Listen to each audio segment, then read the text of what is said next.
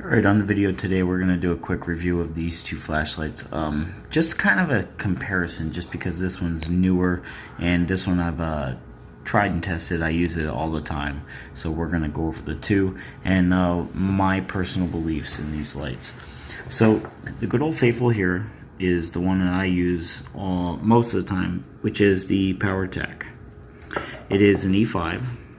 And it's one of the originals. It's just under 1,000 looms, and the new ones are brighter, and I'll go over this light in a minute here, but as you can see, it's much smaller than this light. This light is the Binwell XML T6. This light is similar in size. It's a little bit larger. It has a bigger bezel on the head, and I firmly believe it has a different function. I will show you some outdoor testing now. Both of these lights have certain lumens claims. Now this one is 900. The new ones are brighter. They're either at 1,000 or just over 1,000, and then this one claims to be 2,000 looms. So now I'll show you the video where I tested it outside. Okay guys, this will be a test of the Powertac E5. I'm in my backyard. All the lights are off back here. I will show you the difference between the two flashlights. I use this light. Oh, there's a little buddy bunny. He didn't even know I was here. I use this light for pretty much everything. This light is super bright.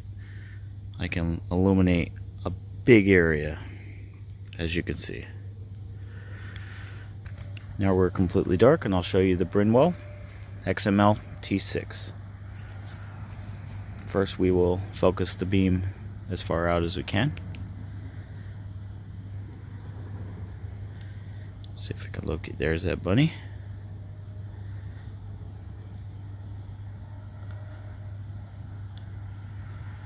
See, for me the beam is very bright as long as it's focused in like that. Now I will pull the head back and show you the flood.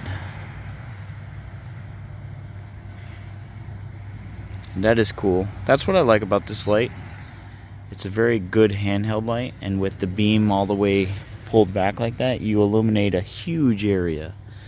That gives you a pretty decently bright flooded area.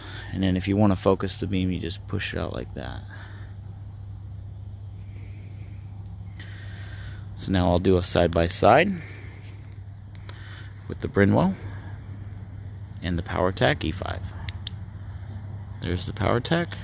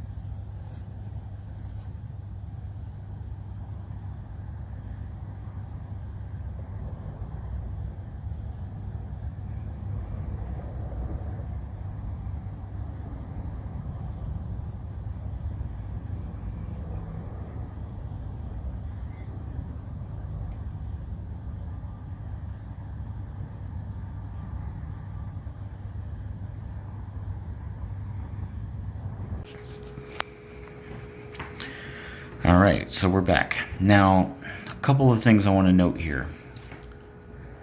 This light still gets my #1 vote. This light is another one that gets my vote. It's certainly not better than this light, but I'll tell you why. A couple of reasons is the throw. This light is a lot brighter. The claims that this light is 2,000 looms is full of shit. Even when you have the head focused all the way out, it's not, yeah, I could do it with one hand. When you have the head focused all the way out and the beam comes down to that square look that you see, it certainly does project pretty good distance. But this one also projects just as far. This uses a lot better Cree LED than this. The claims that this is 2000 lumens is definitely inaccurate. It's not as bright as this. But what I will say is the fact that you have an adjustable head on this one makes it really neat and certainly worth buying. You can go from zoomed out for maximum distance to zoomed in for floodlight in a second. That's what's really nice about this flashlight. This flashlight is fixed. It doesn't change. The design of this light is very good. The throw is excellent. It's a great medium. It's not super long. It's not super short or wide. The throw on this light is a perfect balance. Now you can, with this one, you can adjust it. So that's what's nice. They both fit in standard weapons mounts if you wanted to do that. And they're also very compact. You can fit right in your hand. This one I use for work. That's why it looks kind of beat up. I use this light all the time. The bodies of them are both aircraft grade aluminum, so you're going to get excellent durability from both of these. This one's probably 8 years old. Look how much of a beating it's taken just being used, but it's still an excellent light. I use it, if not daily, every other day at work at least. I used to use it a lot more. Now with my promotion, I don't use it as much because I don't do as much searching as I used to.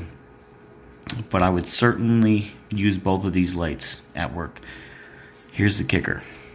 This light, $80.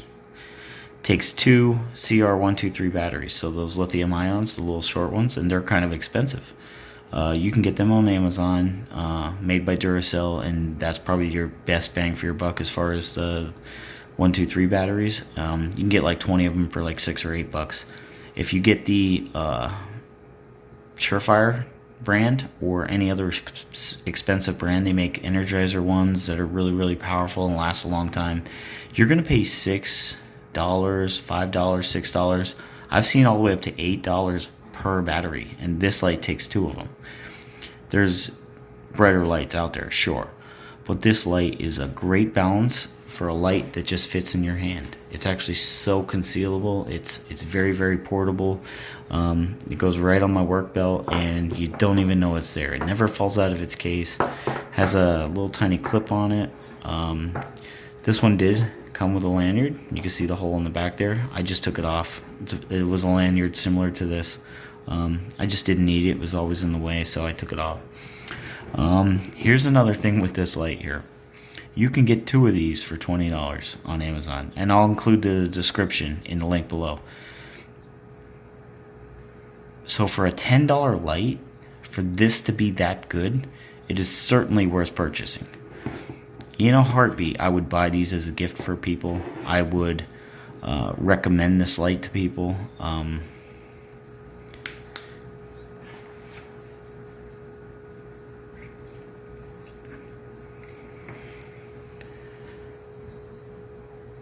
That square LED look is certainly something you would have to get used to.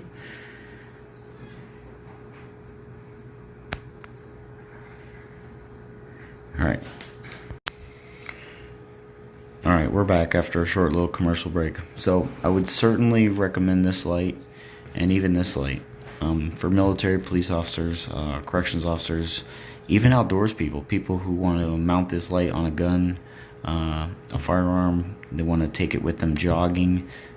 Both of these lights I would recommend. It just, what do you want to pay for is the thing. You can buy through Powertac lights that are much more powerful, 3,000, 5,000 looms. With this company, you can buy lights that are a little bit more powerful. Like I said, the claims on this of being 2,000 looms is way off. It's around 1,000 looms, but it's a different style of LED, so it throws off a different kind of beam. So I would certainly recommend it because it is $10, but it's certainly not that light. Pound for pound, this light is still better. in a couple different ways, and I'll get to that in a second too. But I would recommend both these lights. Now, with this light has a standard end cap, just like most other tactical flashlights that are out there. This light right here, you can click on,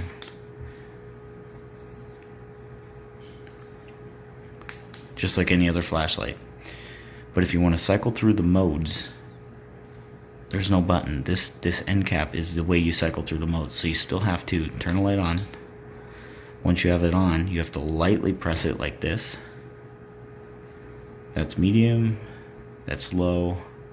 Now you'll get the strobe and then the SOS.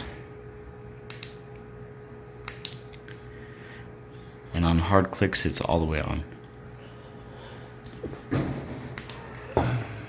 With this light stays in the mode that you set it. It has all those modes, and I'll show you now. Power on, power off, power on, power off. How you go through the modes is this button down here, if you can see that. This button here on the front of the bezel here, you push that to go through the modes. Strobe, low, strobe, oh, I held it down too much. Because if you hold it down, it goes into strobe automatically. Medium, medium 2, high. And then it goes back into strobe. With this selector button on the front here, this light will stay in the mode that you want. So if you put it in low, then you turn the light off, and then you turn it back on, it'll still be in low. You don't have to cycle through all the modes like you do on this light. This light, by default, goes back into high mode. So every time you turn the light on and off, it's in high mode, and then you gotta cycle it down. This light will stay where you put it. Once you program it on low, it'll turn back on low. If you have it on strobe, like you want to reach a room, you can set it to strobe, put it on your weapon, get it ready. You can put the end cap, switch, whatever.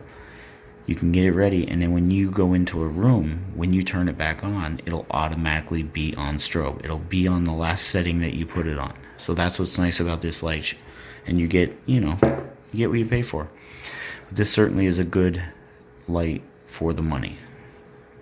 So that's my review of the two, and you've seen the performance testing. So leave your comment in the comment section below, and we'll see you next time, guys.